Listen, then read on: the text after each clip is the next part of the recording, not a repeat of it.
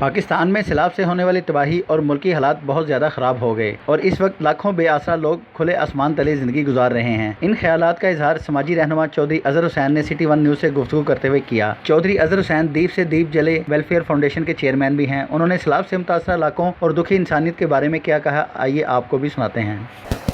बिस्मिल्लाहिर्रहमानिर्रहीम। सबसे पहले तो मैं आपका शुक्रिया अदा करना चाहता हूँ कि आज आपने ऐसे मौके पे मुझे इंटरव्यू के लिए कॉल किया है। यकीन करें कि कुछ समझ नहीं आता कि मैं आपके साथ क्या बयान करूं। जो हमारे मुल्क में सैलाब ने तबाहकारियाँ ला कर आ गई हैं, उससे हमारा हर शख्स, पूरा पाकिस्तानी कौम अफसुदा है। और जो हमारे बहन भाई सैलाब की तबाहकारियों से घर उजड़ गए हैं, माल मवेशी उजड़ गए हैं, उनका तमाम जो कुछ भी था कारोबार सब कुछ तबाह होकर रह गया है। फसलें तबाह हो गई हैं, जिसमें हमारा सिंध है, बलूचिस्तान है, केत ये है, सवात है, बल्तिस्तान है, गिलगित बल्तिस्तान है और पंजाब, खुसूसन साउथ पंजाब की तरफ जो तबाहकारियाँ आई हैं वो मैं आपको बयान नहीं कर सकता।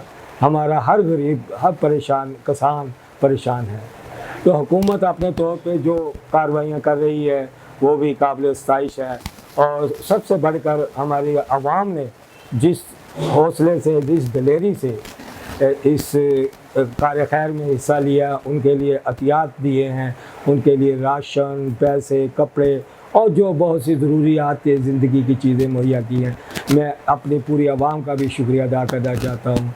लेकिन इस सैलाब की तबाहकारियों से हमारा मुल्क माशी तौर पर मज़ीद तंग हो गया है।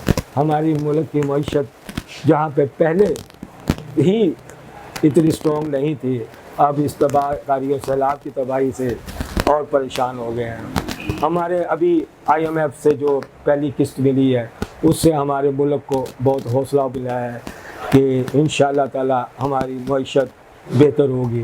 क्योंकि सैलाब एक तो आने, सैलाब से तो जो तबाही हुई है, लेकिन सैलाब आने के बाद जो इसमें इसकी रिहेबिलिटेशन के लिए और इसको रेस्क्यू करने के लिए जो कुछ भी अखराजात आने हैं वो हुकूमत के लिए बहुत परेशान कुन है। तो मैं अपने तमाम दोस्तों से, तमाम भाइयों से, तमाम जितने भी स्टेक होल्डर्स हैं उनसे रिक्वेस्ट करता हूँ कि वो इस कार्य खैर में बढ़कर हिस्सा लें।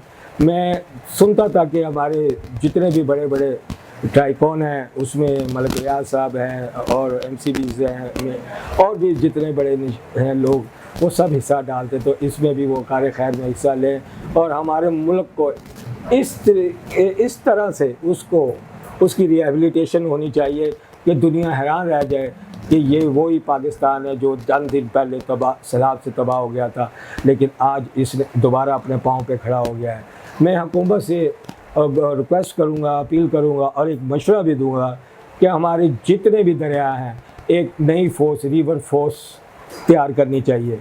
रिवर फोर्स तैयार करने का मकसद ये है कि वो हमें सैलाब वगैरह जो कुछ भी इसके दरियाई सूरत हाल के मतलब हमें फ़ौरन बताते हैं।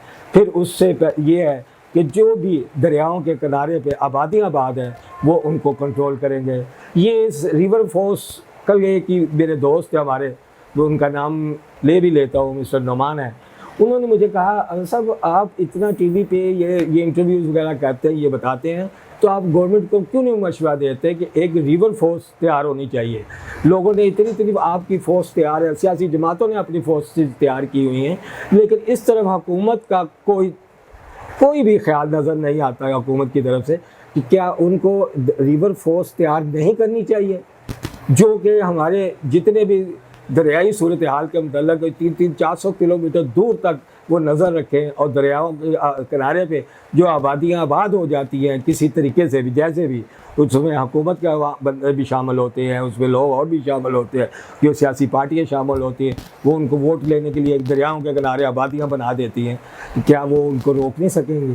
तो इस तरह एक रिवर फोर्स तैयार होनी चाहिए जो कि दरियाओं के किनारे पे आबादियाँ या होटल्स जो कुछ भी वहाँ पे तामीरात होती है उसको रोका जाए और हम इंशाल्लाह इस किस्म की तबाही कारियों से बच जाएंगे, हमारे नुकसान बच जाएंगे। क्योंकि उसमें रिवर फोर्स की जो लोग होंगे, जो लोग हैं वो दरिया के अंदर भी से नीचे तक जा सकते हैं। मुझे उन्होंने बताया कि एक शख्स का इंटरव्यू में पढ़ रहा था कि वो दरिया के नीचे तक गया और वहाँ से बगैर मास्क, बगैर किसी सिलेंडर के नीचे तह में गया और मट्टी उठा के ले आया। जहाँ हमारे मुल्क में इतने इतने दिलेर और स्विमर लोग मौजूद हैं, तो क्या हमें रिवर फोर्स नहीं बनानी चाहिए?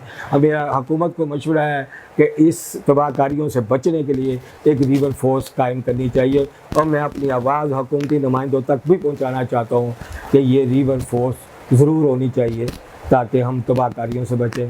बाकी ये कि जो सैलाब आया है जिसमें लोग तबाह हुआ, मैं अल्लाह ताला से दुआ करता हूँ कि अल्लाह ताला उन सब को दोबारा हिम्मत दे और वो अपने पाँव पे दोबारा खड़े हों।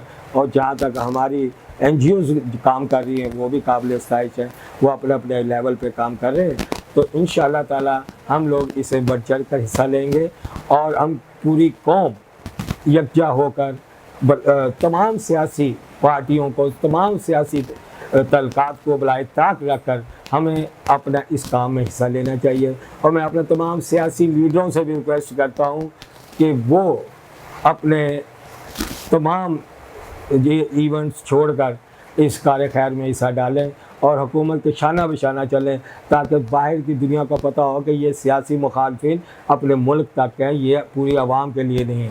आप अपनी आवाम के लिए बाहर निकलें, चाहे वो किसी भी आप लेवल पे हों, तो वो अल्लाह ताला आप सबको इसका अजर देगा। मैं जहाँ इतनी हमारी सारी मैंने ज़िक्र किया है, वहाँ पे मैं अपनी पाक फ़ौज और जितनी फोर्सेस हैं, एयर फोर्स है, बहरी फोर्स है, उन सब का भी शुक्रिया अदा करता हूँ कि जिस तरीके से, जिस बहादुरी से इन्होंने रेस्क्यू किया है लोगों को, वहाँ पे लोगों को दरियाओं से निकाला है, मुश्किल से मुश्किल तरीन जगह से उनको निकाला है, हेलीकॉप्टर के ज़रिए, उसके क्या कहते हैं अपना कश्तियों के ज़रिए, और बहरिया ने भी अपना रोल अदा किया है।